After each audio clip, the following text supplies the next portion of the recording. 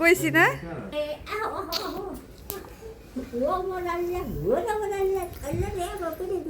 সালাম দাও সালাম দাও। আসসালামু আলাইকুম, কেমন আছো সবাই? আই হোপ ভালো আছো। আলহামদুলিল্লাহ আমিও ভালো আছি। সুরানিয়াস ব্লগ থেকে নিহা বলছি। সবাইকে স্বাগতম জানিয়ে আজকে ব্লগটা শুরু করছি। ঘুম থেকে উঠেছি, এখনও ফ্রেশ হয়নি, তো এই তো ব্লগটা স্টার্ট করলাম। আর আমার পিছনের এই ব্যাকগ্রাউন্ডটা ইগনোর করো, কারণ এখনও বেডটা গুছানো হয়নি। তো এই তো এখন হচ্ছে অনেকে ভাবতে পারো আমি এই এলোমেলো ব্লগটা কেন শুরু করলাম। ফার্স্ট অফ অল আজকে হচ্ছে আমার শ্বশুর শাশুড়ি আসবে, তো তারা কিন্তু অলরেডি চলে এসেছে। আর তাদের হচ্ছে মানে রিসিভ করার জন্য আমার হাজব্যান্ড গিয়েছে, যেহেতু নতুন বাসা তারা প্রথমবার আসছে, চিনে না, তো তার জন্য ওর বাবা হচ্ছে নিচে নেমেছে। আর আমি তো এখনও হচ্ছে ফ্রেশ হব, দেন হচ্ছে রুমটা গুছাবো, তারপরে নাস্তা বানাবো। তো জানি না আজকে কতটুকু তোমাদের সঙ্গে শেয়ার করতে পারবো, প্রপার ব্লগ আদৌ শেয়ার করতে পারবো কিনা, তবে যতটা পারি চেষ্টা করব। আর আই হোপ তোমাদের আজকে ব্লগটা ভালো লাগবে। যারা শুরু করেছে যদি ইচ্ছে করে একটা লাইক দিয়ে দিও। প্রথমবার যারা আমার চ্যানেলটা ভিজিট করছে যদি মন চায় সাবস্ক্রাইব করে দিয়ে আমার পাশে থেকে যেও। আর আমার প্রিন্সেস কিন্তু এখনও ওঠেনি, তার জন্য বেসিক্যালি রুমটা এলোমেলো আছে, গুছানো হয়নি। এই তো তোমরা গত ব্লগটা দেখেছো, আমার প্রিন্সেসের জন্য টুকটাক শপিং করতে গিয়েছিল। বেসিক্যালি শপিং নয়, মানে ওর ড্রেসটা বানাবো তার জন্যই ইম্পর্টেন্ট কিছু জিনিস কেনার দরকার ছিল। পার্ল, দেন হচ্ছে স্টোন, তারপরে হচ্ছে গ্লু, এই টাইপের। তো ওর কেনাকাটা করতে যেয়ে কিন্তু আমি আমার নিজের জন্য মোটামুটি অনেক কিছু কিনে নিয়ে আসছি। শপিং করতে গেলে না নিজেকে যতক্ষণ পর্যন্ত পার্সে টাকা থাকে ততক্ষণ পর্যন্ত নিজেকে মনে হয় কি বলবো, একদম আমি অনেক রিচ এরকমই লাগে। দেন লাস্ট টাইম এরকম রিক্সা ভাড়াটাও থাকে না, দেখলেই কিন্তু মন চায়। আর কি বলবো, আর কিছু বলার নেই। আমার মনে হয় আমার মতো সবাই এরকমই, একটা জিনিসের উদ্দেশ্যে গেলে হাজারটা জিনিস কেনা হয়ে যায় যতক্ষণ পার্সে টাকা থাকে। সেম আমার ক্ষেত্রে এমনটাই হয়। তো ড্রেসগুলো কিনে নিয়ে আসছি। অবশ্যই আমি তোমাদের সঙ্গে ব্লগটা ভালোভাবে শেয়ার করতে পারিনি, তার একটা রিজন আছে। কারণ আমি যখন ভিডিও বানাতে বসেছিলাম তখন হচ্ছে আমি আলোর অপোজিটে ছিলাম, তার জন্য খুব একটা আসেনি। তবে যখন মেক করব তখন অবশ্যই তোমাদেরকে প্রপার শেয়ার করবো। আর যেহেতু আমি প্রতিদিন ব্লগ দেওয়ার চেষ্টা করি, সো খুঁটিনাটি যাই হোক না কেন তোমাদের সঙ্গে টুকটাক করে সব কিছু শেয়ার করব। তো আজকেই তো শুরু করলাম, দেন আজকে ব্লগটা খুব একটা বড় হবে না হয়তো, তবে আই হোপ তোমাদের ভালো লাগবে। কন্টিনিউ করো।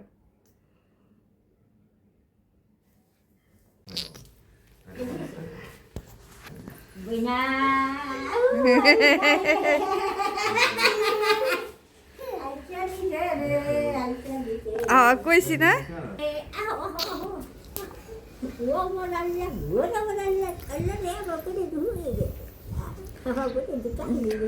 যেই খায় আমার শরীর ভালো থাকবো।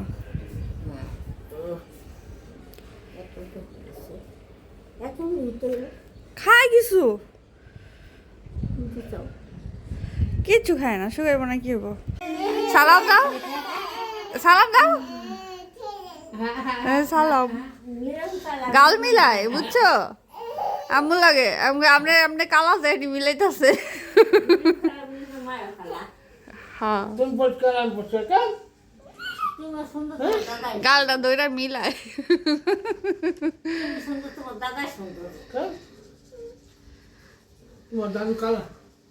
আমার প্রিন্সেস তার দাদা দাদুকে দেখে কতটা খুশি হয়েছে সেটা তো দেখলেই তোমরা। এই তো আমার ভাসুরের বাসা থেকে নাস্তা করে এসেছে, তারপরে আমি আমার শাশুড়ি হচ্ছে পরোটা খেয়েছি, আর আমার শ্বশুর খায়নি, তার জন্যই তো চা বিস্কিট করেছি তাদের জন্য। তো নাস্তার পর্ব শেষ করেই তো আমার প্রিন্সেস একটু ড্রয়িং করছে। এটা হচ্ছে তার নিত্যদিনের কাজ, এটা তার অভ্যাস হয়ে গেছে। কারণ হচ্ছে ও নিজে থেকে এই কাজটা করে, একদিন বলে দিয়েছিলাম, তারপর থেকে নিজে নিজে ড্রয়িং করে। ভেবেছি ঈদের পর ড্রয়িং ক্লাসে ভর্তি করে দিব, কারণ ও হচ্ছে মোটামুটি ভালোই আঁকতে পারে, একবার দেখিয়ে দিলে খুব সুন্দর করে করতে পারে। এই তো আমার শাশুড়ি হচ্ছে গোসল করবে, কাপড় টাপড় বের করছিল, আর আমি রান্না করতে চলে এসেছি। কারণ হচ্ছে আজকে আমাদের লাইনে পানি নেই, কী কারণে কী সমস্যা জানি না, অনেকক্ষণ ধরে পানি নেই, বাসায় গেস্ট, বুঝতে পারছো। মানে একটু প্যারা লাগতেছে আমার কাছে, কারণ আমার শ্বশুরকে একটু টাইম মতো খাবার দিতে হয়। আর রান্না করতে পারবো কি না সময় মতো 12টা বেজে গেছে, তো তার জন্য আমি ভাতটা রান্না করে নিয়েছি। আর আমার এই তো সসপ্যানের ডালটা বসিয়ে দিয়েছি, এদিকে পানি গরম করে নিয়েছি অল্প গ্যাসে যাতে হয়ে যায়। পাবদা মাছ ভিজিয়ে লবণ দিয়ে রেখেছি, এটা রান্না করব। তো আজকে তার প্রপারভাবে সব কিছু দেখাতে পারবো না, কারণ নর্মালি হয় কি একটার মধ্যে আমার রান্নাবান্না সব শেষ হয়ে যায়, সেখানে 12টা বেজে গেছে, বুঝতে পারছো কতটা দূরের মধ্যে আছি। তো আমার এই তো শুরু করে দিয়েছি, যতটুকু পেরেছি ক্লিক নিয়েছি। আমার শাশুড়ি বলতেছিল তুমি তো আজকে ভিডিওই বানালে না। নর্মালি হয় কি, আমার একটু আনইজি ফিল হয়, সত্যি কথা যেটা।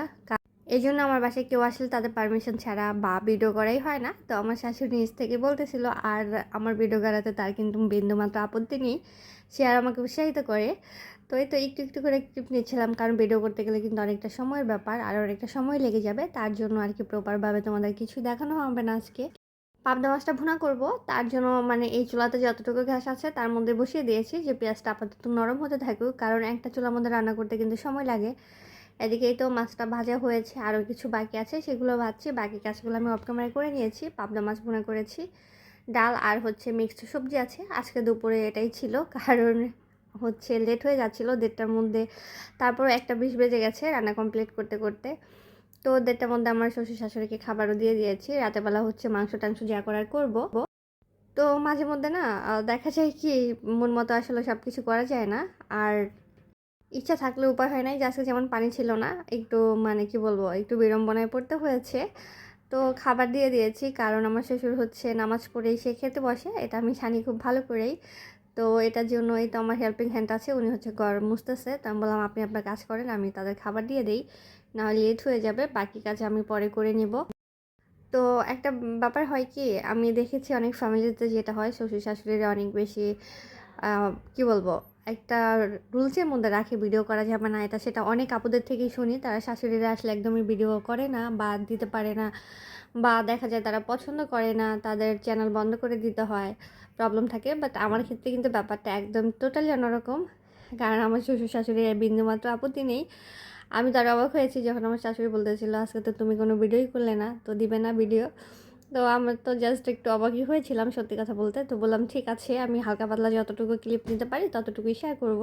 অ্যাকচুয়ালি চ্যানেলের বাইরেও তো অনেক কাজ থাকে, আর আমারও পার্সোনাল কিছু কাজ আছে যেগুলা মানে সত্যি কথা বলতে কি, সব কিছু সবার সঙ্গে বা সব জায়গায় শেয়ার না করাই ভালো, কারণ আমাদের যেমন শুভাকাঙ্ক্ষী রয়েছে তেমনই কিন্তু বদনজর দেওয়ারও মানুষের অভাব নেই। আমার প্রিন্সেসকেও খাইয়ে দিয়েছি, সেই তো মুখটা মুছে নিয়েছে, দেখো কত সুন্দর করে। আর ওর দাদু হচ্ছে রেস্ট নিচ্ছে, মানে ঘুমিয়েই পড়েছে আমার শাশুড়ি। আমি এখন গোসল করব, তারপরে খাবো।